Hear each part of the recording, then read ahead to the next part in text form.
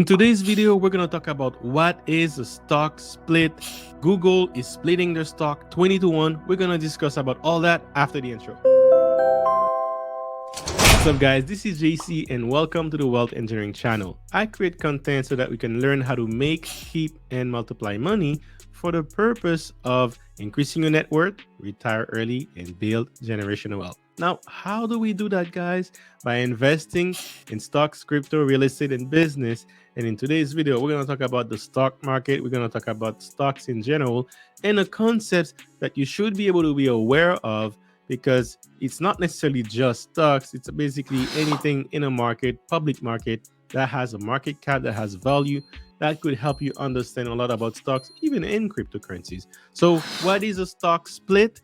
Google is splitting their stock. We're going to dive deep into it. Let's get it. All right, guys. So I have this article pull up here from Investopedia.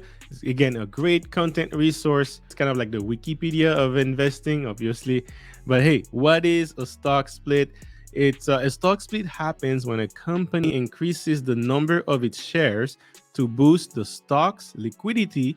Although the number of shares outstanding increased by a specific multiple, the total dollar value of all share outstanding remains the same because the split does not fundamentally change the company value. Now, this is interesting. I have a formula for you. I'm going to show you, and we're going to break it down super simple so that you can understand what they're saying here.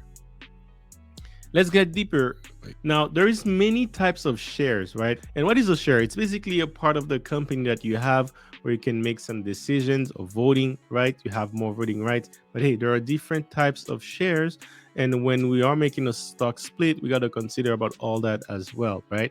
Now, here is a definition of Class A shares. Class A shares refer to a classification of common stocks that was traditionally accompanied by more voting rights than a Class B. All right. So again, not all shares are equal.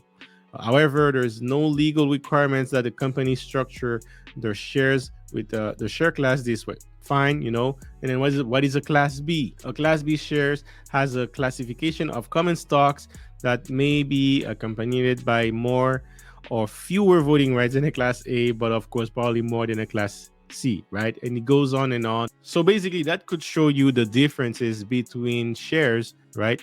Differences between shares. There are different shares. All of them might be actually splitting, and it's not necessarily that you're having more shares in your hand, but it just means that the market cap, it's still the same, and you're going to understand exactly what I mean. Now, what is a market cap, right? A market cap is like the entire value of the company in general in the public stock. One of the things you can do is actually go to Yahoo Finance. Let's use Google as an example, since they're going to split their stocks. Well, hey, they have a market cap of $1.89 trillion. This is a large amount of numbers. And remember, back in the stock split definition, it was saying that, hey, the company is not necessarily changing in their value, right? So even if you split the stock, it's not going to necessarily increase the value. Now, there are reasons why a company would want to do that. It could be in their advantage. Now, let's actually break down the information right here. Is you have the market cap, right? And you need to understand this formula if you're going to understand what a split is. A market cap of a company, so right, we can use Google, for example, then it is made out of the total number of shares times the dollar amount per shares. All right. So this calculation creates the market cap. And then the more people are buying the shares, the higher the price goes, which increase the market cap value of a company. All right. So far, so good. So I'm going to pull up my TradingView account right here. This is a platform that allows you to see a chart of any company, even cryptocurrencies. If you're not on it, guys, jump on it right here. You can also pull up financial information from companies. And the reason why I want to pull this up is because I want to try to understand how many shares that Google has that creates the market cap that we saw earlier, right? We're talking about $1.8 trillion. So we need to understand how many shares we're talking about here.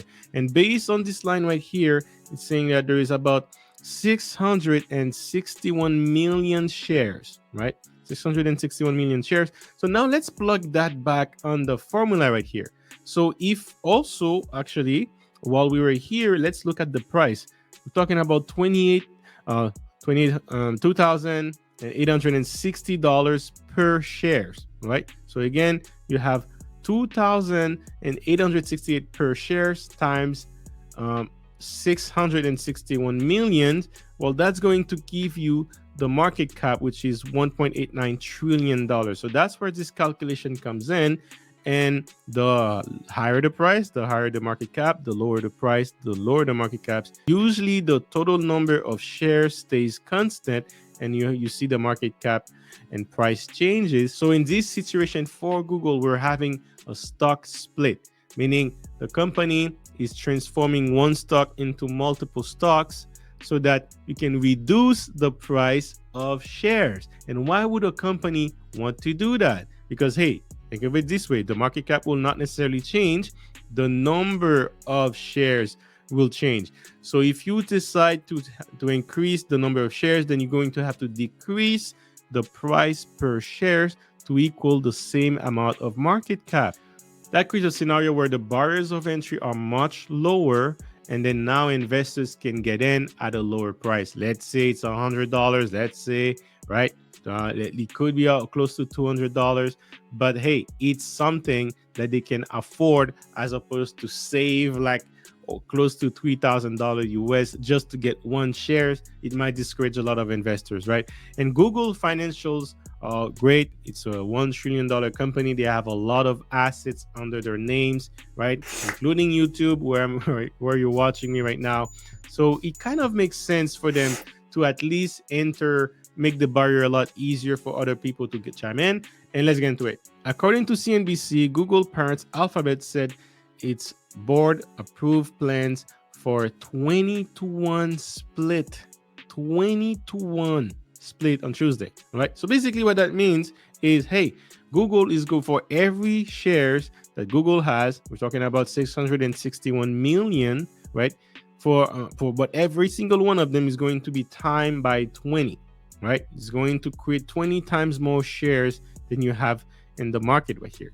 So that means the price is going to eventually drop to adjust for the amount of shares that is being dumped on the market, but to still be equal to the amount of market cap we have here, right? So lots of things right here happening.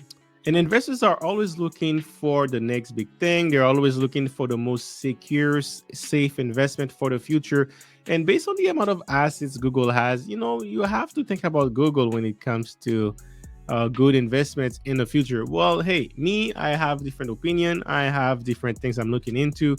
But hey, most retail investors, they want to have a good company that you can rely on to put their savings and hopefully get some gains. They're not looking for massive growth. They're still looking for stability.